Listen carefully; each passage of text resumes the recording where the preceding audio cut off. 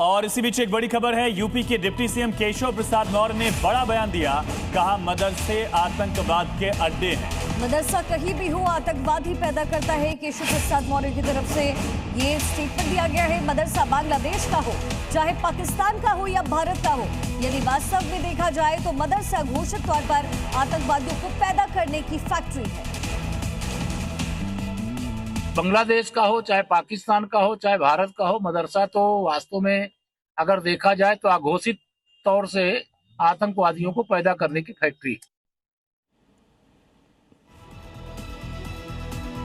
तो इसी बीच बड़ी खबर है, केशव प्रसाद मौर्य के बयान पर बरेलवी भड़क गए हैं। केशव मौर्य इतिहास से वाकिफ नहीं है, ये बरेलवी की तरफ से कहा गया है। तो मौलाना शहाबुद्दीन रजवी बरेलवी ने कहा कि केशव इतिहास नहीं जानते हैं। मदरसों को आतंकवादी अड्डा बताए जाने के बाद शहाबुद्दीन रजवी बरेलवी भड़क गए।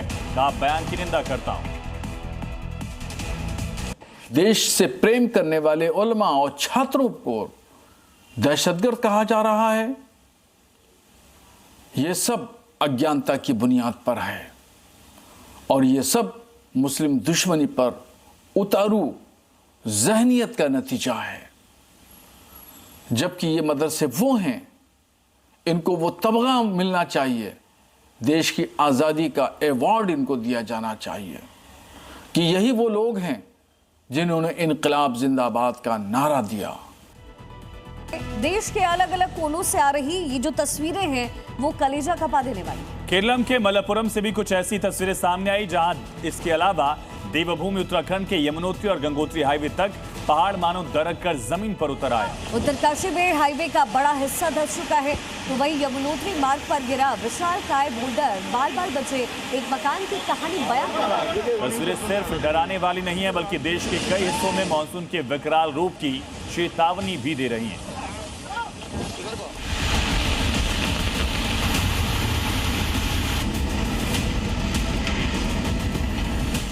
पहाड़ी इलाके इस वक्त कुदरत के भीषण प्रकोप से गुजर रहे हैं। पिछले महज 3 दिनों के अंदर जम्मू कश्मीर से लद्दाख तक बादल फटने की एक के बाद एक कई घटनाएं सामने आई हैं। प्रकृति जब गुस्से में होती है तो तस्वीरें कुछ ऐसी होती हैं। सबसे पहले बात अमरनाथ यात्रा के बेस कैंप के पास मौजूद पर्यटन स्थल पहलगाम की, जहां के बटकूट इलाके में नल्ला अबूरा में अचानक बादल फटने से हड़कंप मच गया। यहां सड़कों पर बहते सैलाब को देखकर अंदाजा लगा सकते हैं कि जब बादल फटा होगा तब हालात कितने खतरनाक होंगे, क्योंकि अभी जो तस्वीरें दिख रही हैं तो मंजर को लफ्जों में बयां करना कितना मुश्किल है। नदियों का पानी अपना रास्ता खुद बदल रहा है, मानो कह रहा हो कि जो भी सामने आएगा सब बह जाएगा। अब आप पहलगाम की ये भी तस्वीर देखिए जो नल्ला अबूरा इलाके से सामने आई। यहाँ अचानक बादल फटने से हालात बिगड़ गए और शांति से बहने वाली नदी ने रौद्र रूप ले लिया। नदी का उफान और पानी की आवाज बता रही है कि कुदरत गुस्से में है। अब पहलगाम के बाद रुख करते हैं दक्षिण कश्मीर के शोपियां जिले का, जहां हालात और भी ज्यादा डराने वाले हैं।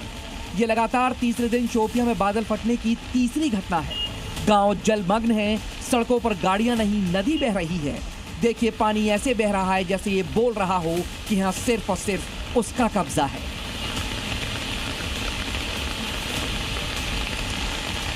हालात इतने खराब हैं कि कई गांव मलबे के साथ आए पत्थरों से बर्बाद हो गए हैं, जिससे यहाँ रहने वाले लोगों की जिंदगी न सिर्फ मुश्किल में है बल्कि एक ऐसे खतरे में भी है जो कभी भी दस्तक दे सकता है।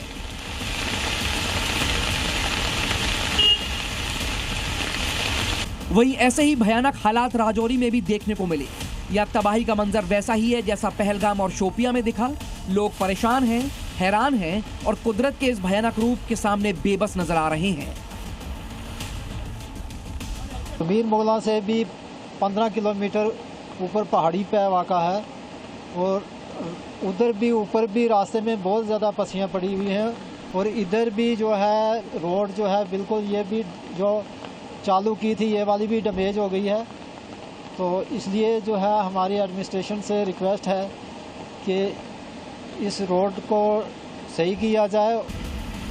वहीं जम्मू कश्मीर ही नहीं लद्दाख में भी आसमानी आफत से हुई तबाही दिखाई दी, लेकिन इस तबाही के बीच भारतीय सेना एक बार फिर देशवासियों के लिए फरिश्ता बनकर सामने आई।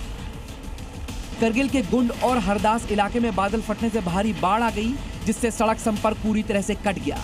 इसके बाद भारतीय सेना ने तुरंत बचाव अभियान शुरू किया और प्रभावित लोगों को सुरक्षित ठिकानों तक पहुंचाया।